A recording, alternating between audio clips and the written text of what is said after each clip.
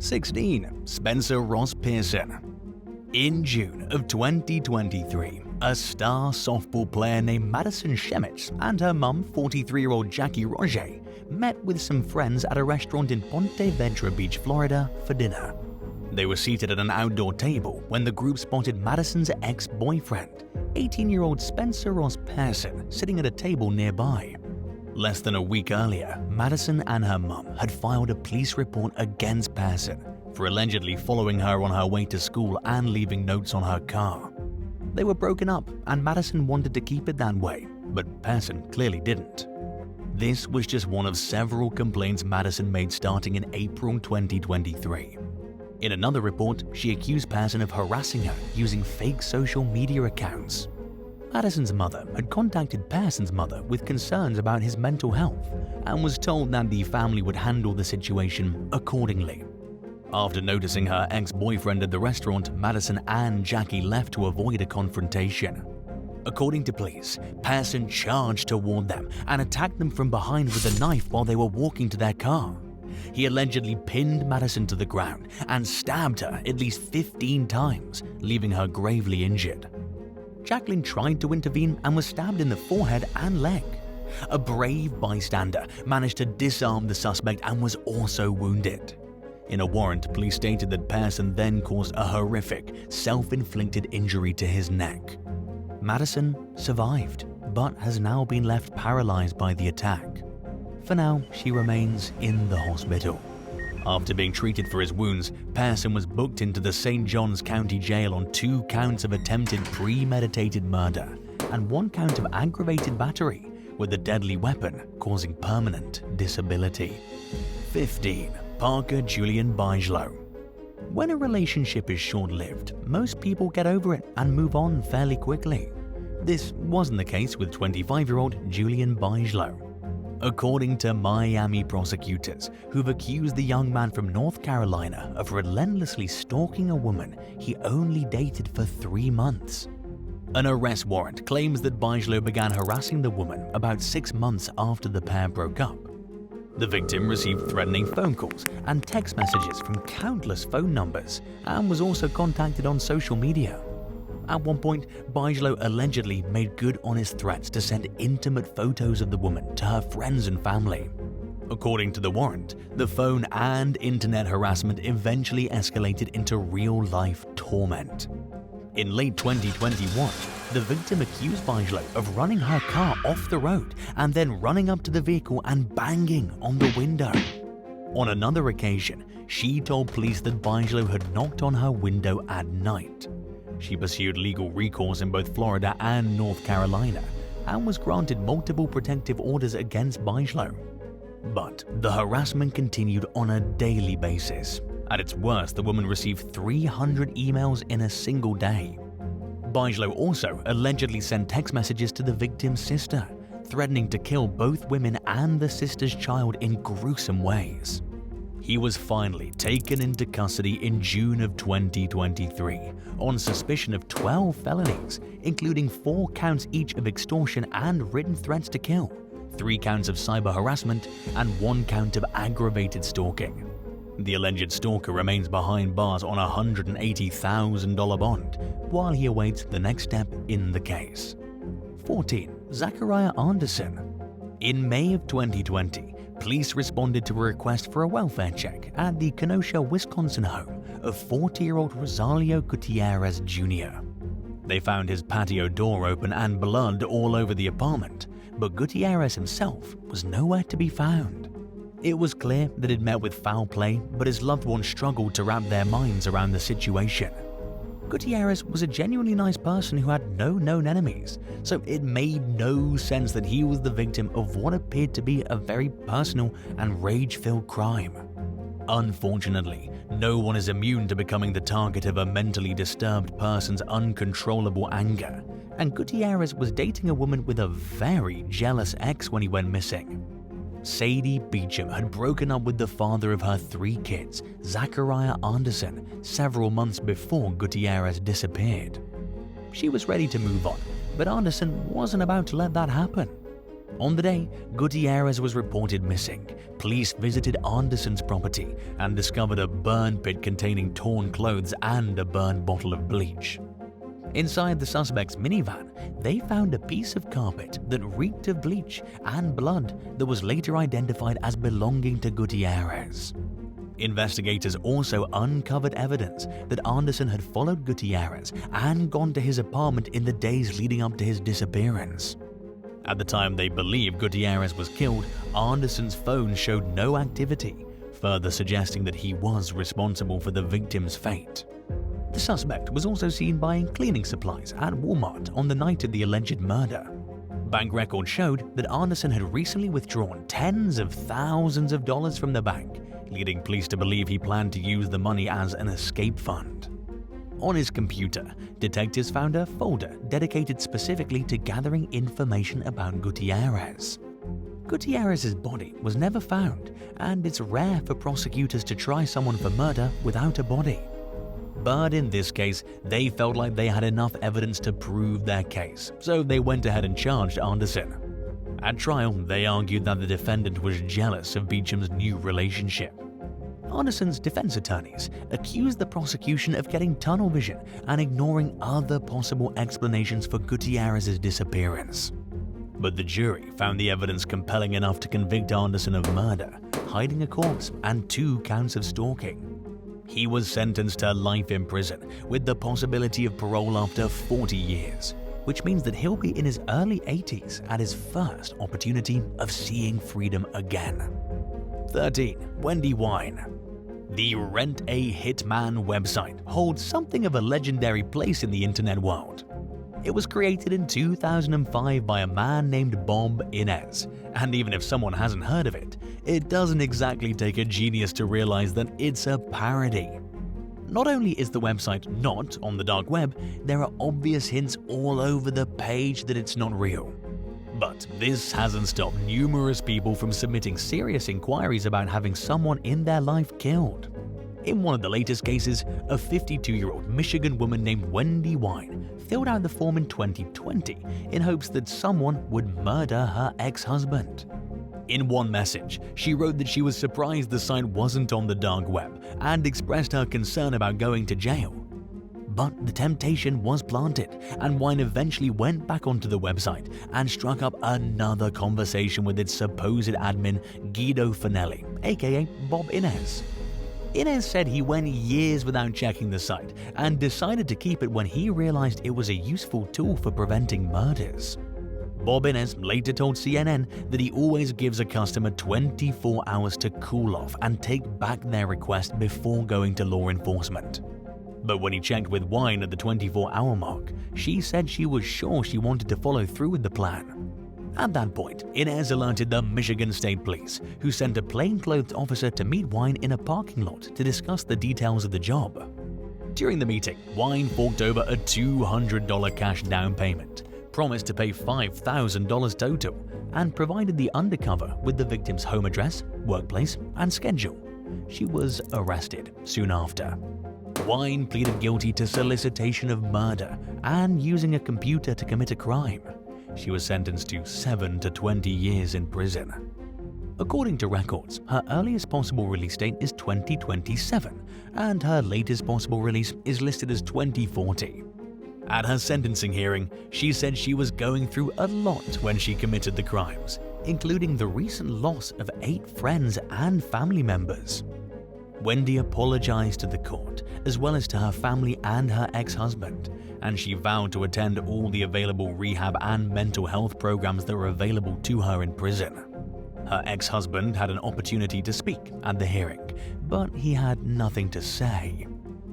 12. Lainey Minotti. A man was getting it on with a woman inside his Portsmouth, New Hampshire apartment one night in 2017 when his ex-girlfriend 23-year-old Lainey Minotti allegedly entered without knocking. She walked right in on the action and was promptly escorted out by her ex-boyfriend, who claimed that Minotti pushed the locked front door open and came back inside. He accused the young woman of scratching both him and the woman he was hooking up with. By the time police arrived, the suspect was no longer at the scene, so a warrant was issued. authorities charged Minotti with burglary, trespass, simple assault, and domestic violence simple assault. No other information was available when the story broke, and the outcome of the case is unclear. 11. Christy Felkins. People do shady things on the dark web, but even its most seasoned users typically draw the line somewhere. In early 2019, the FBI received a tip from the administrator of a website advertising hitmen for hire about a woman who'd contacted him with a seemingly serious request to have her ex-husband murdered. The website, Besa Mafia, was a scam. Its operator was happy to take people's money, but they never actually carried out any of the hits, assaults, or kidnappings that were advertised on the site. In their tip to the FBI, the admin identified 35-year-old Nevada resident Christy Felkins as the person seeking their services. The conversation between Felkins and the website's operator began almost 3 years earlier in February 2016. At first, Felkins' questions were along the lines of how to buy Bitcoin and how to ensure their communications went undetected by law enforcement. She also wanted to know that the Hitman website was serious about the services it offered. After doing some research, she was skeptical, and she was additionally worried that the person she was talking to was an undercover cop. The admin told Felkins to go ahead and find a hitman on the street if she didn't trust hiring someone online, and the bit of reverse psychology seemed to convince her that Besa Mafia was the real deal. After a few months of talking, Felkins forked over $5,000 worth of Bitcoin for the murder of her ex-husband, who was living in North Carolina at the time. She provided the admin with the victim's address and identified the best time for the murder as the sooner the better. The admin strung Felkins along for as long as possible. They came up with a few excuses for why the first few planned hits didn't pan out, and eventually told Felkins that the hitman had been unable to find a time when her ex-husband was alone. For this reason, a sniper was needed, and it would cost an additional $9,000. Felkins responded, saying she was at the end of her borrowing limit. At some point during the conversation, the admin asked her to explain why she wanted her ex-husband killed. She admitted that she stood to gain money from his death, but that it wasn't her primary motivation for seeking out a hitman. Felkins claimed that her ex abused her during their marriage and alienated her from her children when they separated. She further explained that the people in her life didn't have a lot of money and that she'd already borrowed as much as she could from them to cover her divorce costs. After being reassured that Felkins would receive her retirement, house, and a large life insurance payout, the admin said he would have the sniper carry out the hit and that she could pay them back later. This seemed to come as music to Felkins' ears, based on her prompt response urging for the hitman to get the job done that night. Of course, it didn't happen, and the admin kept Felkin on the hook for a few more weeks. When a certain amount of time went by without her ex-husband being killed, she appeared to get frustrated with the website.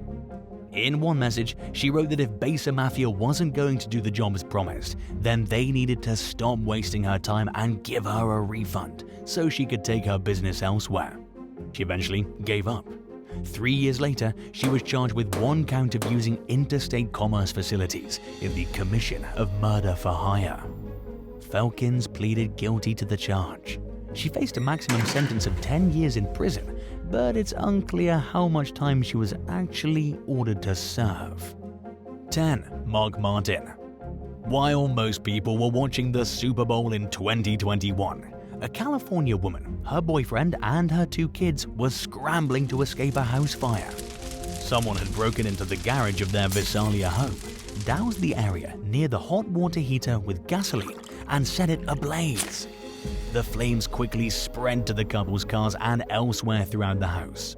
Thankfully, the family escaped.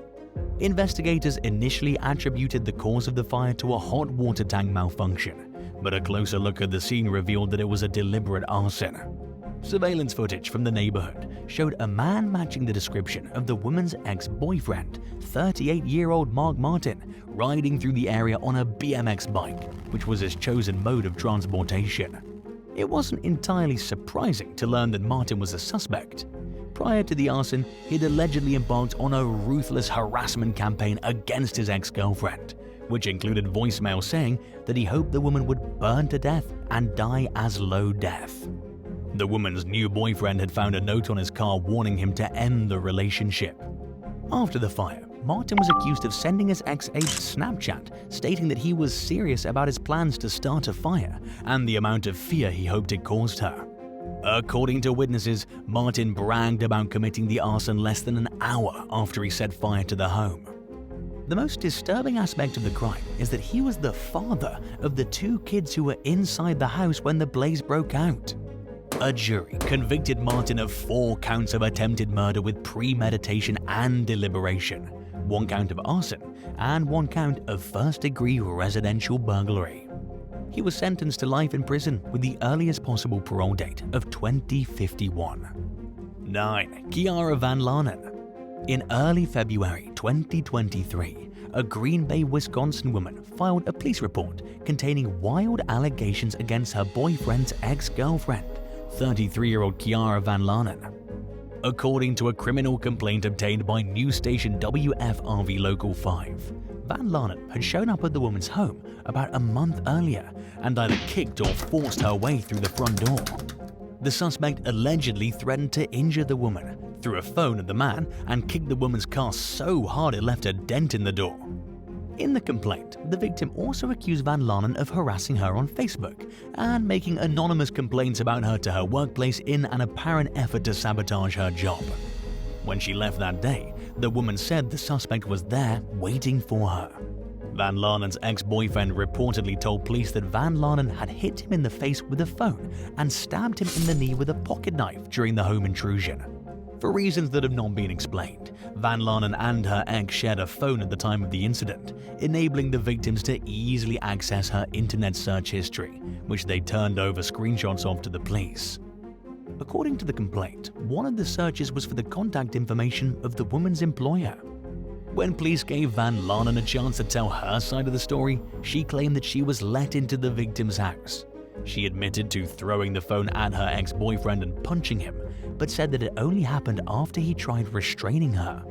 VANLANEN denied having any memory of threatening anyone and acknowledged that her emotions got the best of her.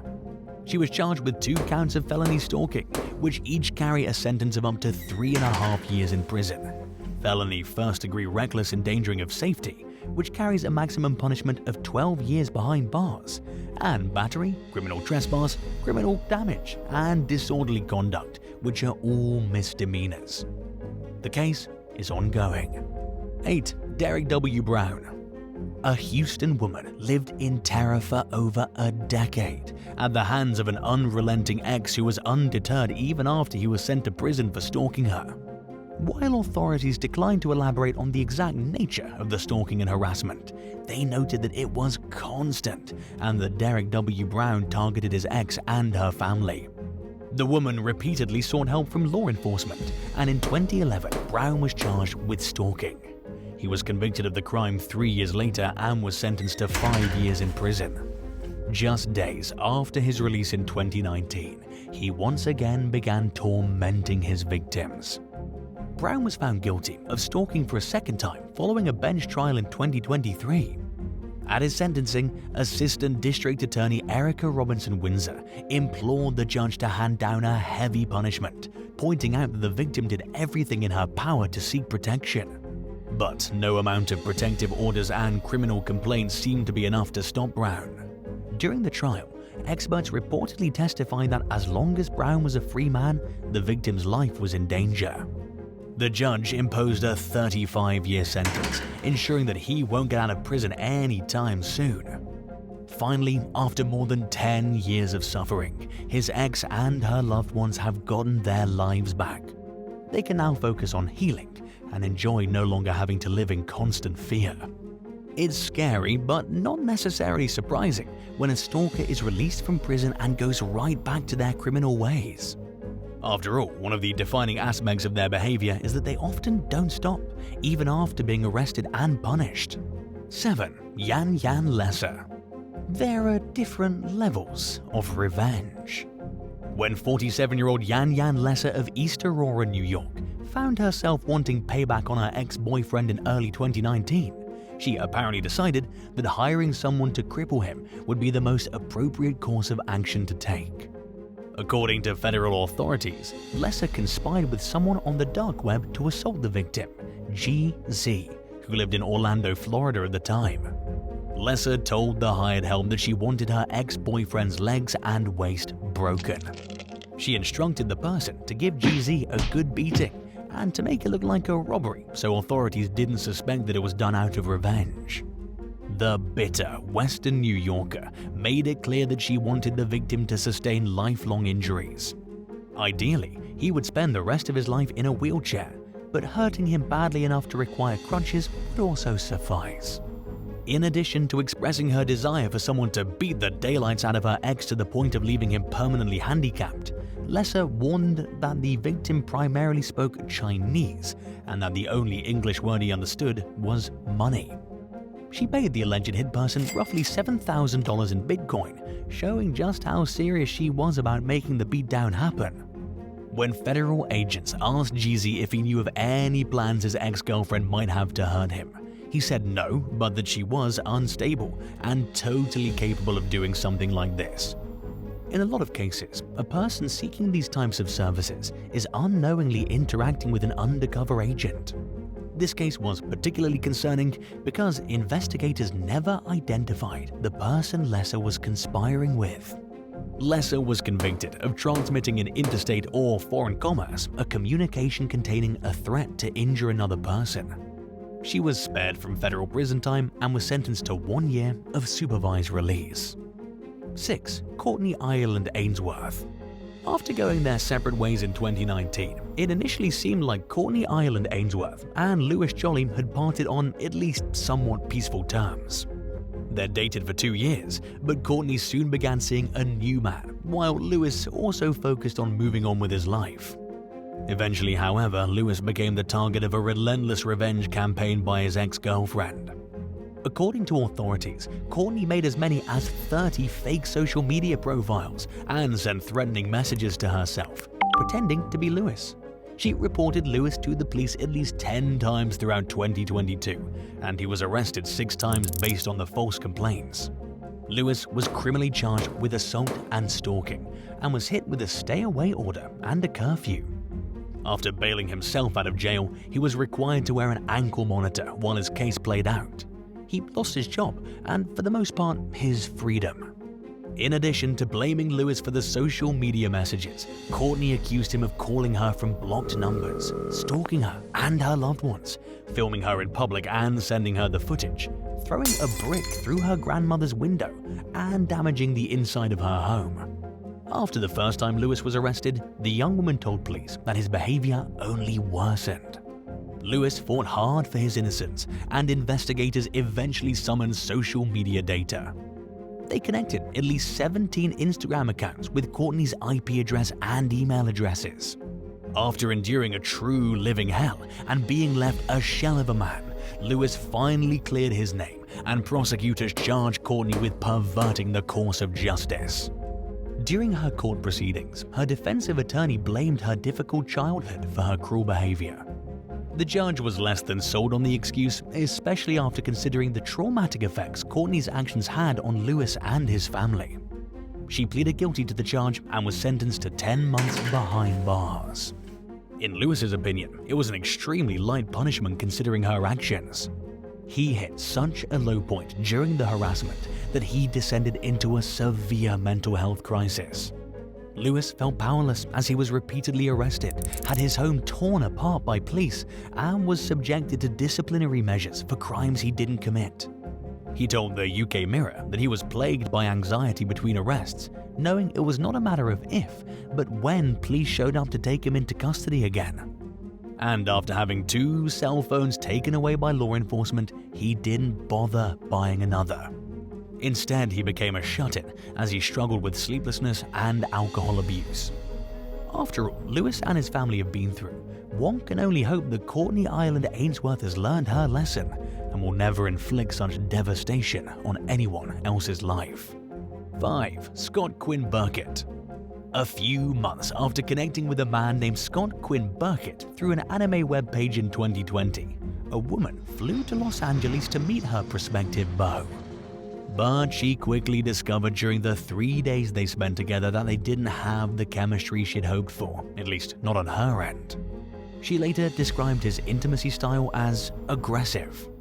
The woman tried to end the relationship several times over the following months, but Berkett continued to contact her and nagged her to continue dating him.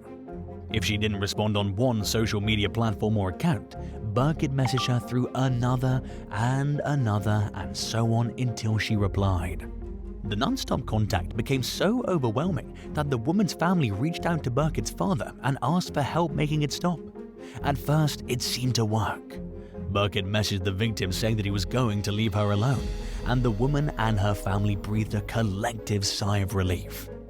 But they were unaware that just days later, Berkett went on the dark web and tried to hire a hitman to kill his victim through a website called Internet Killers. Like most murder-for-hire advertisers on the dark web, it wasn't known to follow through with promised hit jobs. A tipster contacted the FBI and reported Berkett's order, which included instructions to make the woman's death look like an accident. He paid $13,000 in Bitcoin. About a month later, an undercover FBI agent contacted Berkett with photos of his ex that were staged to make it look like she was dead. He was apparently satisfied with the job and sent another $1,000 in Bitcoin for further proof of the murder. Of course, in the end he learned that the murder never happened and that he'd been talking to the feds almost the entire time. Berkett pleaded guilty to one count of using interstate facilities to commit murder for hire and was sentenced to 5 years in federal prison. Scott Berkett and his victim barely dated before the woman pumped the brakes on the relationship, if you can even call it that. It would be fair to say that Berkett's level of outrage over things not working out was abnormal. 4. Ex-girlfriend refuses to let go. When a woman from Singapore ended her 5-month relationship with her girlfriend in October 2021, her former partner pestered her to continue their romance. The unwanted contact came daily in the form of emails, calls, and social media messages. In an attempt to get her point across, the woman told her ex to leave her alone, stopped responding to the woman's social media messages, and eventually blocked her. But her former fling allegedly contacted her from new social media accounts' email addresses. The incessant harassment became so disruptive that the victim reportedly had a hard time using her phone throughout the day. As she arrived home from work one day, she saw her ex waiting for her outside her apartment building. She tried to avoid her stalker, but it was no use. According to a police complaint filed by the victim, the suspect physically restrained her in an effort to stop her from going to her apartment. As the victim tried calling the police, the stalker kept trying to snatch her phone from her hands. Luckily, she eventually reached a friend who contacted law enforcement on her behalf. Police came to the scene and made sure she got inside her apartment safely.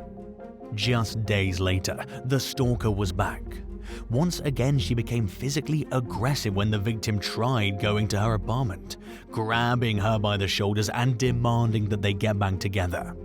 The stalker followed and grabbed the woman, then swiped her phone from her hand and disconnected a call she was trying to make to the police before unblocking herself on the victim's social media.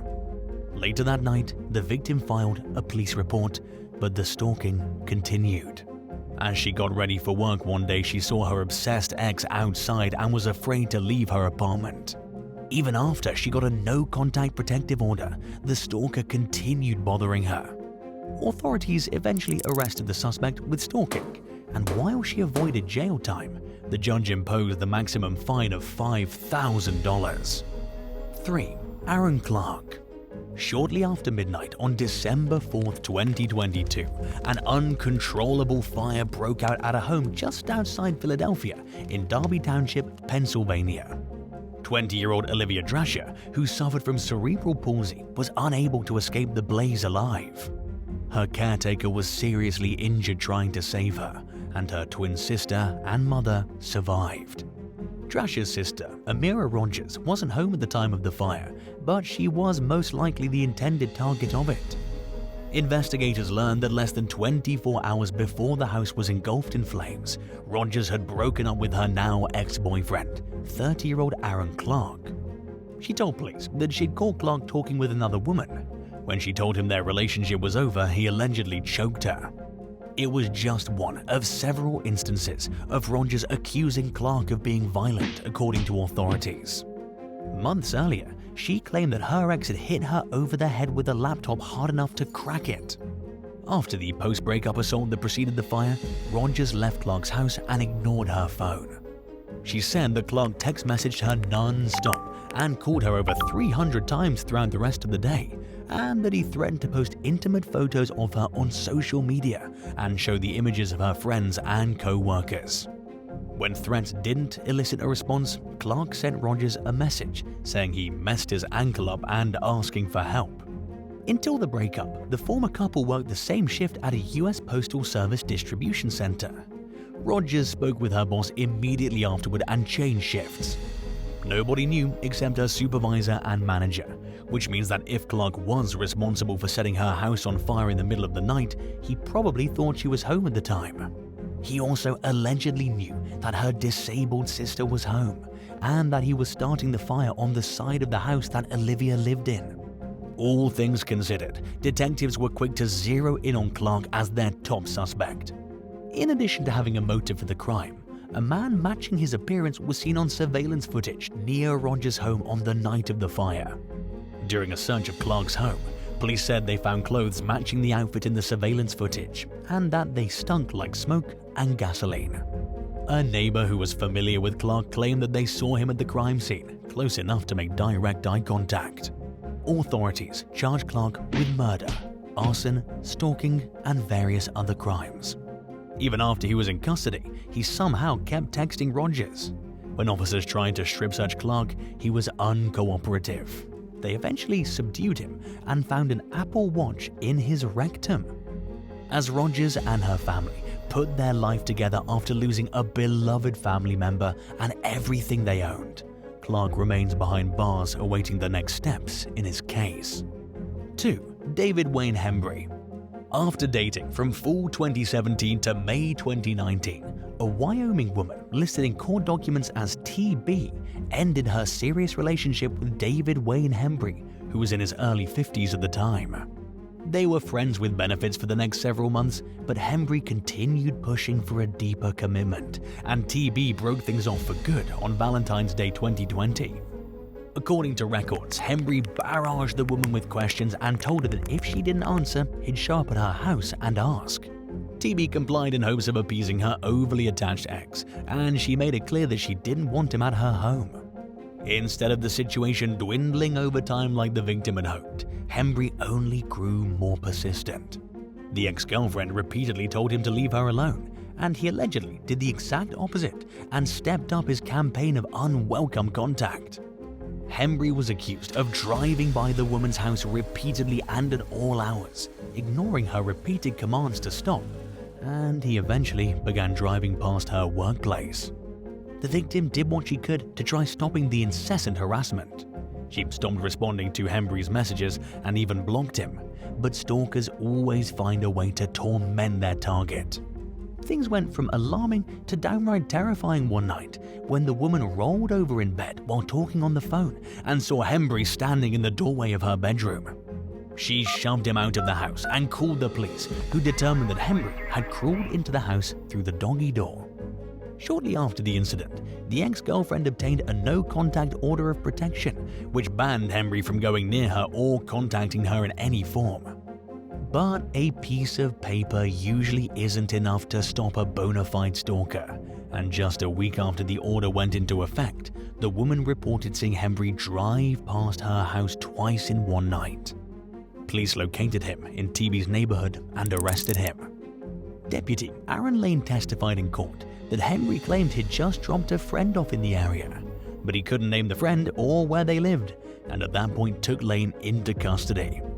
He maintained his innocence throughout the trial, but was found guilty of stalking and criminal entry and was sentenced to 3 to 6 years in prison. Hembree appealed his conviction on multiple grounds, but the original ruling was upheld. 1. Maryland Zoo. Investigators in Mercer County, New Jersey received a somewhat unusual tip in December 2022 when someone informed them of a woman who was seeking to hire a hitman. According to authorities, 56-year-old Marilyn Zhu of Chadsford, Pennsylvania, wanted her ex-husband's new wife and the woman's daughter killed. She met with an undercover agent posing as a hitman in Trenton to finalize the details and provided him with 2 photos of her ex's wife. Zhao allegedly handed over $21,000 in cash as a down payment for the hit and threw in a towel and some gloves as an added bonus. She promised another $20,000 once the job was done. Prosecutors claim that she instructed the hitman to kill the woman's teenage daughter if she happened to be at the scene when he went to carry out the hit. Authorities arrested Zhao shortly after the meeting. During a search of her home, they found around $18,000 in cash and several items that they say should suggested that the hitman used during the murder. Marilyn Zhao was charged with 2 counts of attempted first-degree murder and 1 count of money laundering. Law enforcement has not announced a possible motive for the crime. According to the most recent available updates on the case, prosecutors had filed a motion to keep Zhao behind bars until her trial. Thanks for watching. Would you rather be roommates with one of your least favorite exes for a year, or spend a year in complete isolation in the middle of nowhere? Let us know in the comments below and remember to subscribe. See you next time. Bye.